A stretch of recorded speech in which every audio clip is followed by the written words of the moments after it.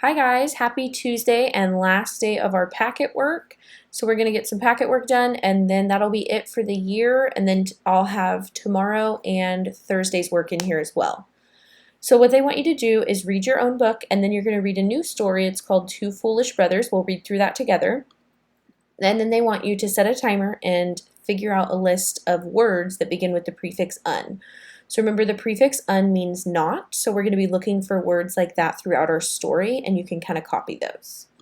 So today we're going to read, it's called Two Foolish Brothers, and it is a folk tale, so it's not going to be a true story, but it's usually going to have a moral. So we'll see what that lesson is. Two Foolish Brothers. Fred and Finn decided to make some money selling their goods at a village market. "You can sell your sweet, unblemished peaches," said Fred, "and I will sell my unrivaled pretzels." The brothers set up booths across from each other. Business was slow and Fred hadn't eaten. He found a quarter in his pocket and went to Finn's booth to buy a peach. "It's my first sale," thought Finn. "Business is starting to pick up."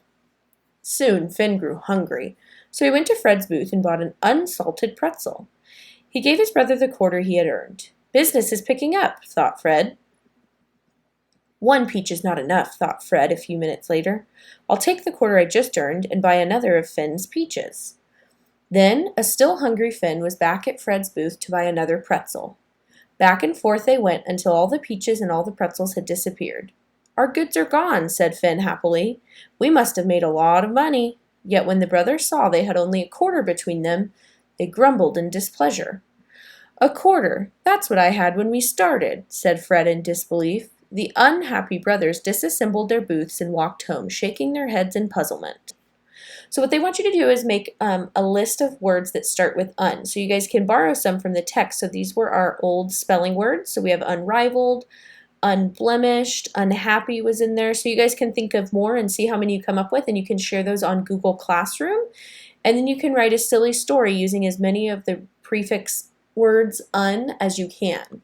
So maybe we could start with the unhappy unicorn and keep going from there because they want it to be silly. So you guys can do those, and then I will check those on Google Classroom under the assignment, and we're going to move on to math.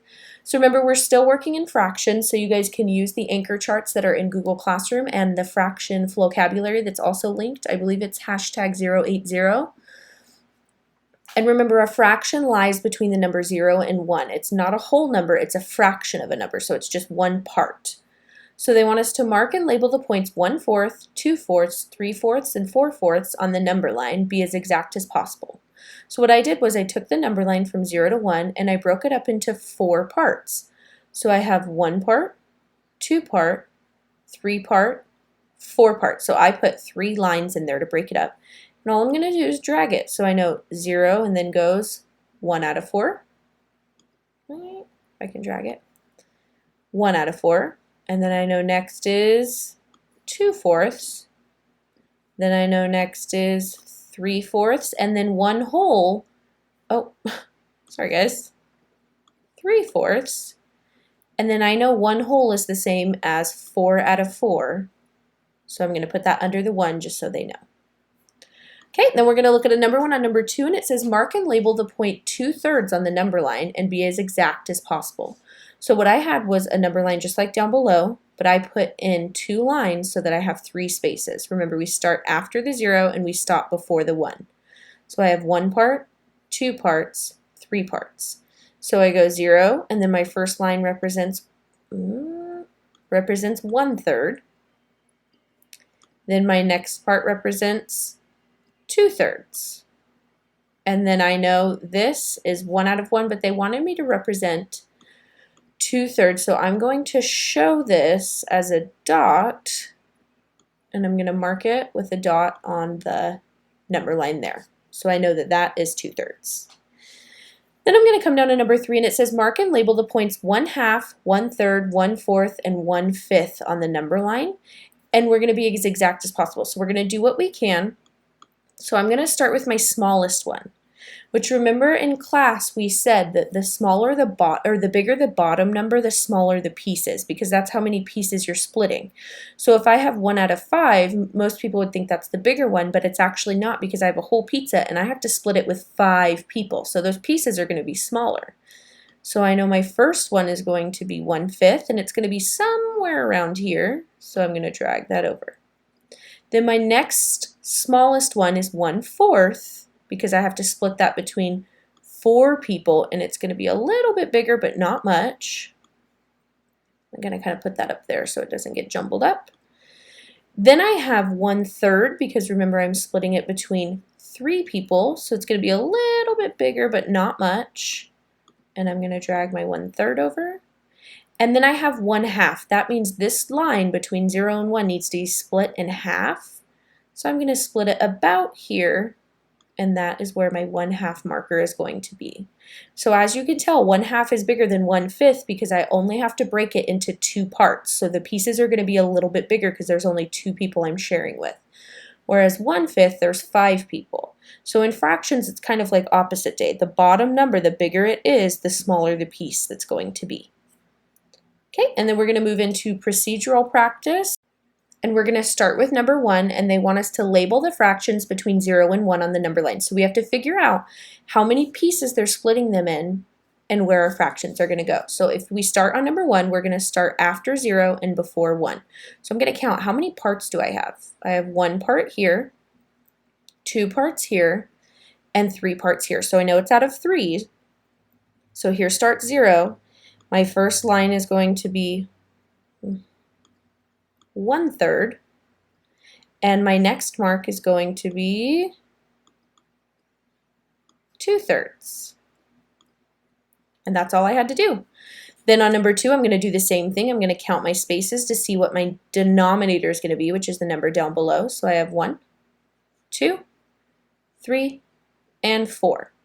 So I know my first line, it goes 0 and then 1, 1 and then 2, 2 and then 3, and I know next comes 4 or 1 whole. So 4 over 4 or 1 whole.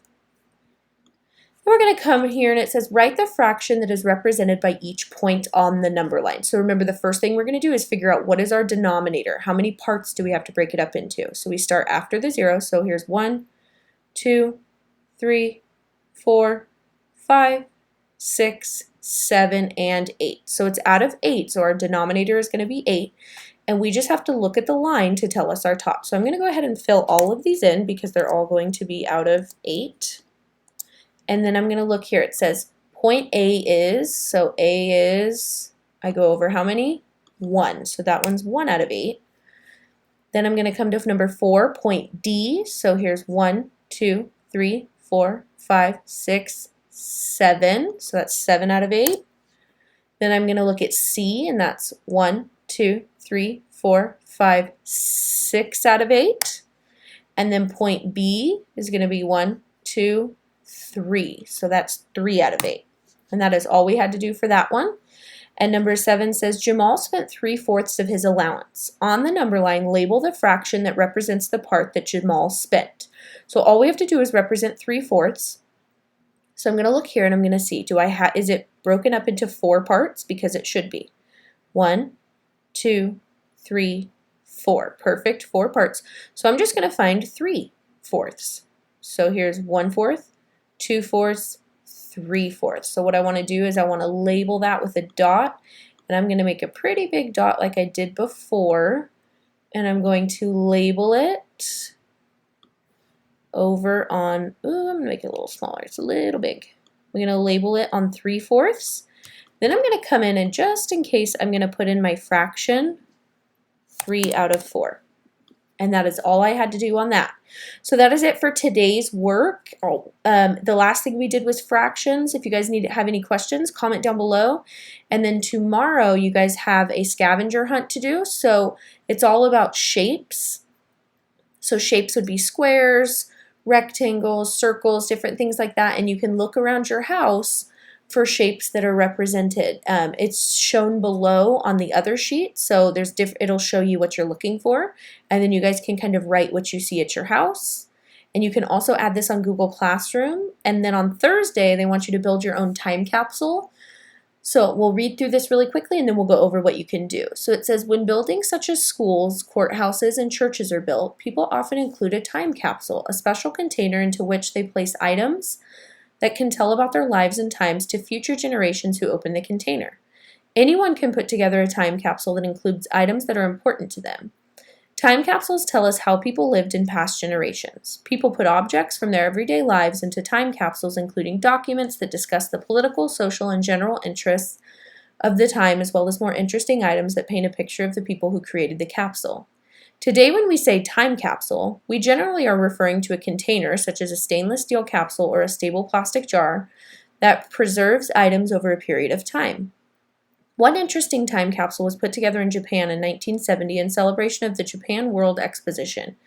It contains over 2,000 items, and the plan is to open it in 5,000 years. Now it is time for you to create your very own personal time capsule to lock up and discover in the future. You will need a small box, envelope, or container to place your items in. So it says step 1, introducing me. So you want to talk about yourself. And step 2, in my world, talk about what's going on in your city, state, or the world. So we can talk about how we didn't go to school because we had like a pandemic, and we'll look back on that and be like, wow. And then step 3, the people in my life, talk about the important people in your life. Step 4, my favorite things. What do you enjoy doing, eating, watching, or playing? Step 5, a look into my future. What do you plan to be when you grow up? And you can kind of look back at this and see if it came true or if maybe you chose a different path. Step 6, a secret stash. Here you can include photos or small objects that are important to you. Step 7, a letter to kids in the future. Write a letter to kids in the future telling them all about what the world is like now. So you should have 7 things in your box, and it doesn't have to be a steel box. It could be a shoe box. It can be a photo box you have, any kind of box. And it says, when you are finished compiling your objects, share the contents with your family and friends. Then place your time capsule in a safe place to be opened in the future. So again, this is for Thursday for you guys to do, so you guys can kind of start thinking about things you want to include in your box, so things you want to look back in the future and remember. Maybe happy times, pictures of your family, what was going on right now, different things like that. And you guys can share that on Google Classroom if you guys have ideas, or down in the comments below. And this is going to be our last video, guys, so I hope you guys have a great summer. Also, don't forget the virtual learning resources. I believe they're going to put more up this week, and you can find all the assignments will be on Google Classroom. And that's it. I hope you guys have a great summer, and I hope to see you guys today at lunch pickup. Bye, guys. It's our vacation. What time is it? Party time.